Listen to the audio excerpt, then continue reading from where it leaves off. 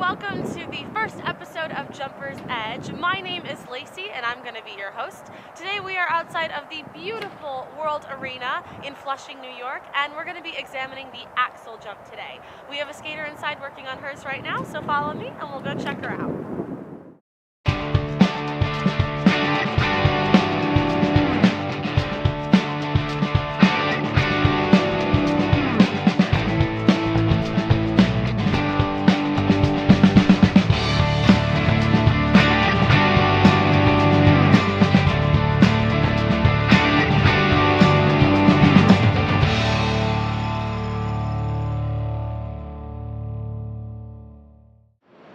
Alright, so here we are with our Olympian Ellen.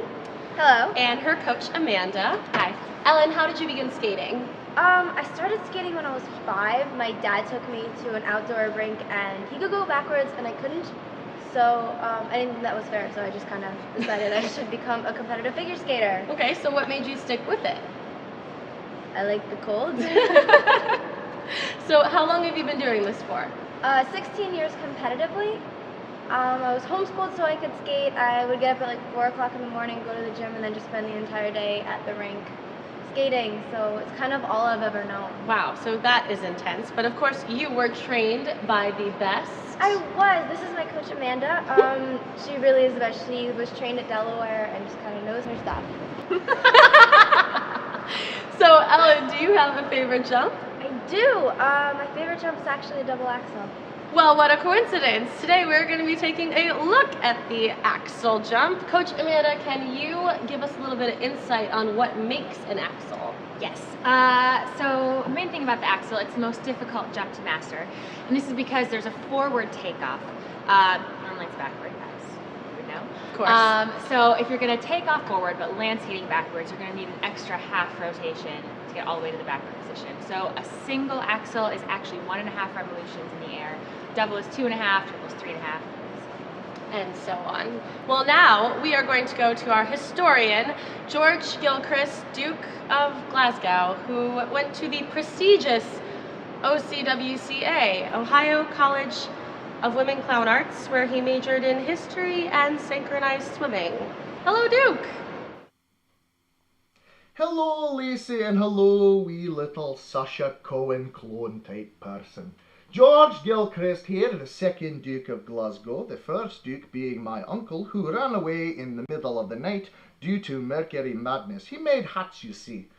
And so, to fulfill the title and position of Duke, it fell to me.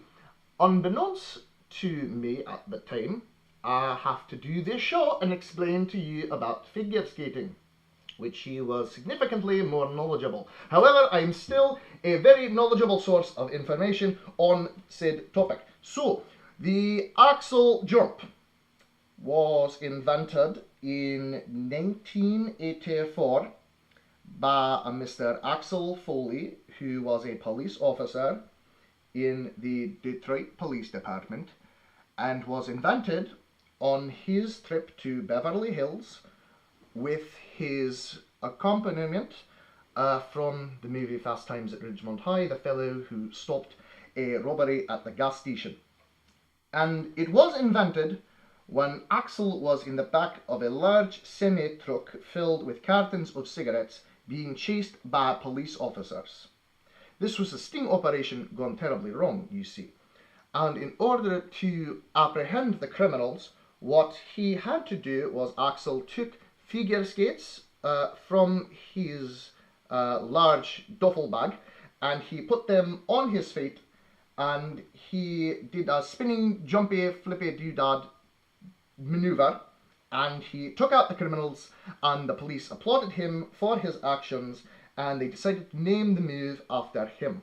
Now, the interesting thing is that no one has ever been able to perform the axel since then, and certainly not a double axel, which most scientists have determined is physically impossible. Actually, I can do one. Oh, sweetheart, no you can't. I'm so sorry to let you down, but we have top scientists who tell you that it is physically impossible due to the laws of gravity. Well, I can. I'm fairly certain I know what I'm talking about here, lass. So you just mind yourself and do not worry that you cannot do it. You can stick with some little other simpler maneuvers if you wish. I can. No, you can't do the manoeuvre! And if you lie one more time, hellhounds will come up from the infernal cracks of doom and rip your tongue out and feast on it until you die. Well, if you think you can do it, show me! Fine.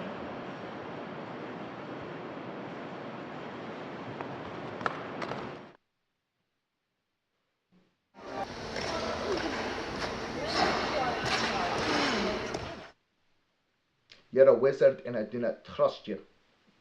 You and your bloody magic. They burned you. They burned your kind and... Well, back to you. Thanks, Duke, for that insightful insight. Okay, Ellen, maybe you want to explain to us how you did that double axel. Sure. Go right ahead. You want to start off on a right backward outside edge, keeping your hips and your shoulders under you and your arms out to the side and relaxed. Be careful not to let your weight fall to the back of your blade. Next, step on a forward outside edge. Lean your body and your head slightly on the outside. Make sure to get a really good deep knee bend. You almost want to make a right angle with your knee. Be sure to keep your left shoulder slightly ahead of you. Allow your arms to come in front and release your free leg. Bringing your free leg and your arms through, snap your hips into a backspin position.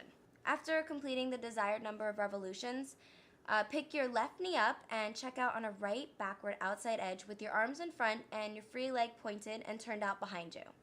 A lot of common mistakes on this jump is jumping too straight, jumping around and swinging the free leg, and not getting onto the right side and into the backspin position.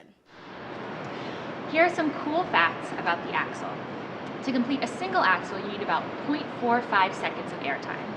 You need about 0.467 seconds of airtime to complete a double axel, and about 0.717 seconds to complete a triple.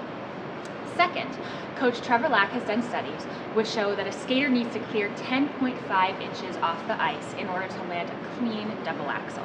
And that might not sound like a lot, but how high can you jump off the ground with 1 foot? Third, it takes consistent practice to master the axel, of course. So if you were to skate, say, 5 days a week, 3 hours a day, it would take you about 6 months to consistently land a single axel. Of course, if you're skating more often than that, it might not take you as much time. So conversely, if you're only skating maybe 3 days a week for an hour a day, it'll probably take you more like a year to master a single axel. So there you have it, the axel jump. This is your host, Lacey, signing off. Keep on skating and be sure to tune in next Friday when we will go over the cell cow. Bye, guys.